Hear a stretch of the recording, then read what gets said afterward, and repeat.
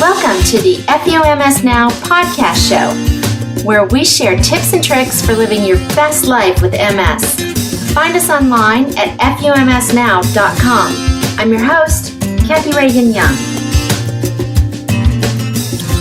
Hey everybody, thanks so much for joining me today for this, my second episode of the FUMS Now podcast show.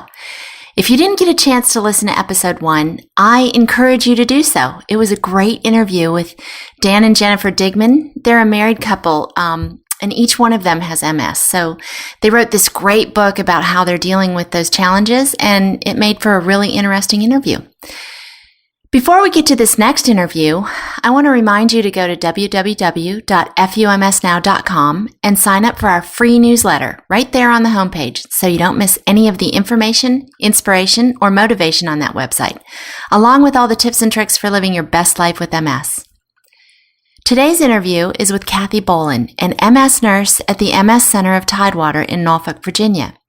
I apologize for a problem we had with the sound. I just thought the information was valuable enough to just go with it. I wanted to learn more about how you go about becoming an MS nurse and what an MS nurse can do for patients and how people would go about finding one in their area.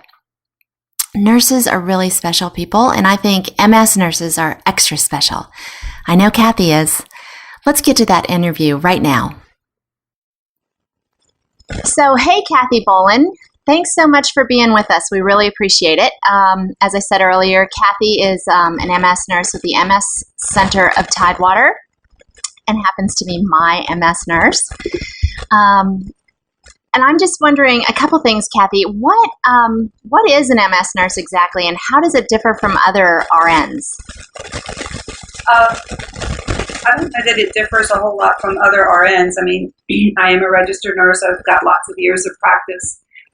MS nurse is just more specialized, spending more time working in the field of neurology and particularly with patients with multiple sclerosis. Okay, but it is a certified. I mean, it is.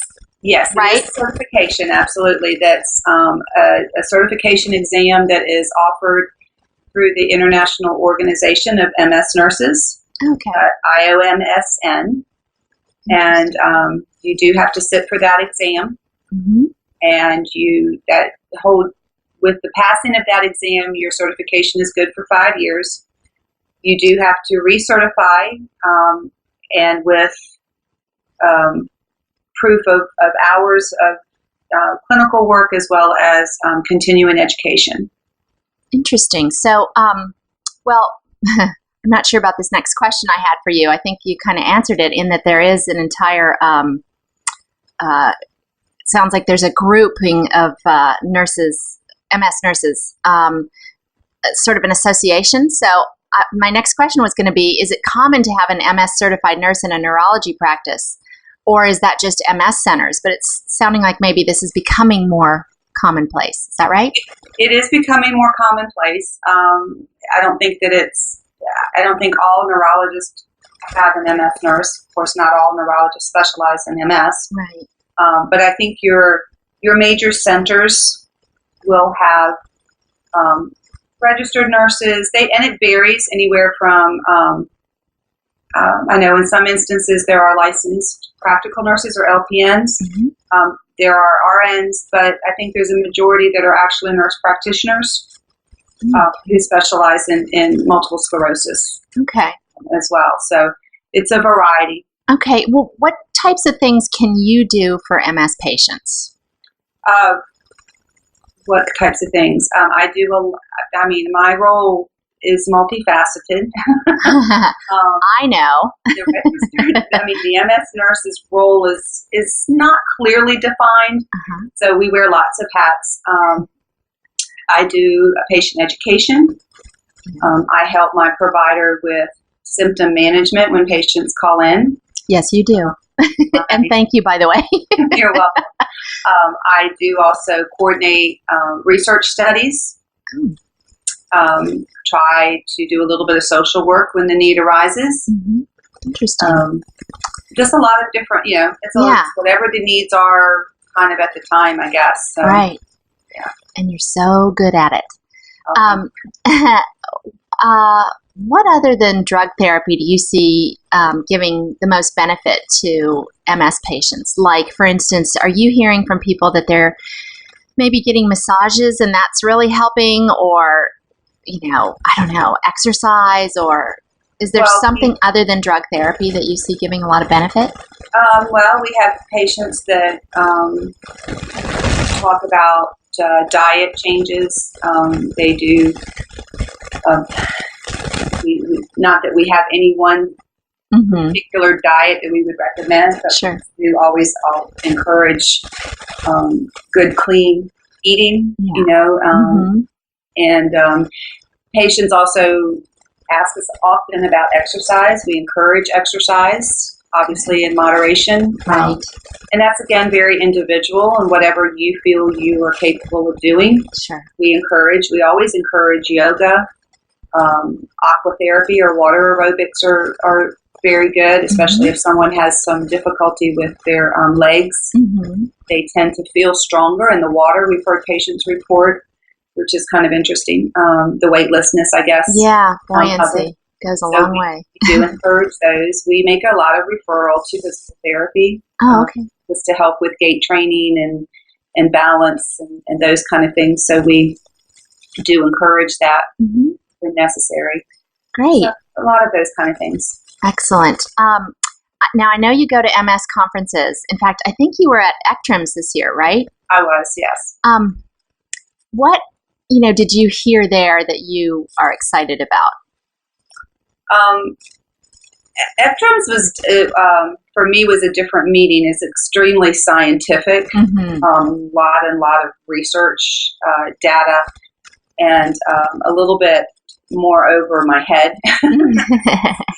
A lot of talk about, emerging medications, future. We just had the newest IV therapy, the Lemtrada, which was just recently approved by the FDA. Right. So that will be something else for patients to look to down the road. Right. And I think there are, more and more research being done on different medications, and I think there's some research being looked into further in regards to stem cell and different things like that. So again, that particular meeting was extremely scientific. Yeah. I do every year try to go to the consortium meeting, which is the consortium of MS centers. And that's a little bit more of a general, it has research, but it has a lot of clinical information and things like that in there. Okay. As well, too. So great. Interesting.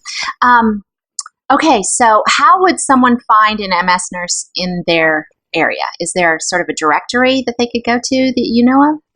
Not that I know of. Okay.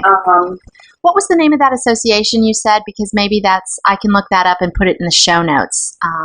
It's called the IOMSN, the International Organization of MS Nurses. Okay. And there actually, now that I think about it, there might be a directory on there. Okay. Or a way, because I think years ago I recall looking on there. So okay, well, I will put that in the show notes, and so anybody can check that out too. But Kathy, I want to thank you so much for taking your time today and sharing your information with everybody. And on a personal note, I want to say thank you very much. You take very good care of me, and I've had a couple of people in my life in the last couple of years who have found out that they have MS, and the first thing I said to them was, you need to get to Kathy, because Kathy will help you, and she'll make you feel so calm and comfortable, and she's a good one to call when you're freaking out. So, thank you. I appreciate that confidence that you have. So. Thank you so much, and I hope not to see you anytime real soon. I hope so too. Thanks not again. It's a bad thing, but on That's different right. terms. Exactly. All right. Thanks so much, Kathy. Take good care. You too. Happy Thanksgiving. You too. Bye. Thanks for listening, everybody. If you found value in this podcast, I invite you to go into iTunes, search for FUMS Now, and leave me a 5-star review. Not only does that motivate me to create more free content, it also helps others just like you to find this valuable resource. Be sure to sign up for our free newsletter for more tips and tricks for living your best life with MS at FUMSnow.com. And if you have suggestions of future topics or guests for the show, please email me directly at Kathy, Kathy, at FUMSnow.com. I appreciate you spending this time with me. Until next time, remember to speak to this stupid disease like it deserves. Tell it FUMS every day.